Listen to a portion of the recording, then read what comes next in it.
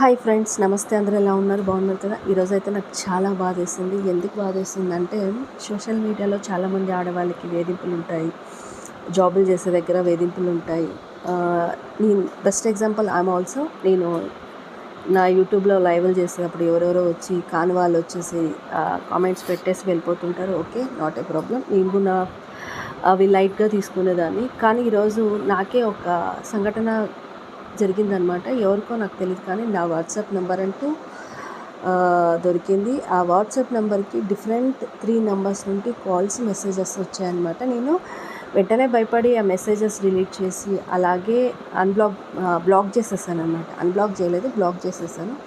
ఎందుకు ఈ ప్రాబ్లమ్ని పెద్దది చేయడం అనేసి బ్లాక్ చేశాను. తర్వాత నిజంగా ఇప్పుడు ఆ నంబర్స్ అన్ని స్క్రీన్ షాట్ తీసి ఇక్కడ నా యూట్యూబ్ ఛానల్లో స్క్రీన్ పైన పెడతాను. ఖచ్చితంగా ఎవరెవరైతే నా వెల్ విషర్స్ ఉంటారో ఖచ్చితంగా ఈ 3 నంబర్లకి కాల్ చేసి తిట్టాలి.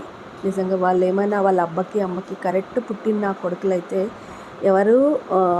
ఎవరి ఆడపిల్లలకి ఇలాగ ఏడిపించకూడదు అనేసి ఈ నంబర్లు స్క్రీన్ మీద అంటూ పెడుతున్నా.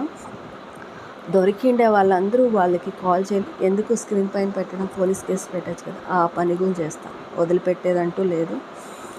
నాతో పెట్టుకుంటే నేను ఎక్కడికైనా వెళ్ళడానికి రెడీ. ఎందుకంటే నేను ఒక మంచి ఎడ్యుకేషన్ చేసిండే అమ్మాయినయ్యి, ఒక చిన్నపాటి యూట్యూబర్ని అయ్యింది, 2 పిల్లల తల్లినయ్యింది, నాకే ఇలాంటి మెసేజెస్ వస్తున్నాయంటే ఇంకా యంగ్స్టర్ అంటే ఇంకా ఆడపిల్ల నెంబర్ ఇంకొకరికి దొరికితే ఇంకెలా మిస్యూజ్ చేసుకుంటారో అనే దానికోసమే వీడియో అంటూ చేస్తున్నాను. ఖచ్చితంగా who are in my well wishers ఉంటారో ఈ 3 నెంబర్లకి కాల్ చేయండి, తిట్టండి.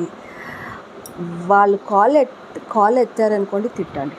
కాల్ బ్లాక్ లిస్ట్లో చేయాలా, లేదంటే ఫోనే స్విచ్ ఆఫ్ చేసుకోవాలి. నిజంగా చెప్తున్నా, అంతవరకు చేయండి. నిజంగా అబ్బా, పోలీస్ కంప్లైంట్ పెట్టడం అంటూ మానను. ఈ నంబర్ పెట్టడం వెనక ఏంటి అంటే నాకు ఎంత బాధ వేసింది. 10 నుండి నిద్రపోదామన్నా నిద్ర పట్టడం లేదు, భోజనం చేద్దామన్నా భోజనం సహించట్లేదు.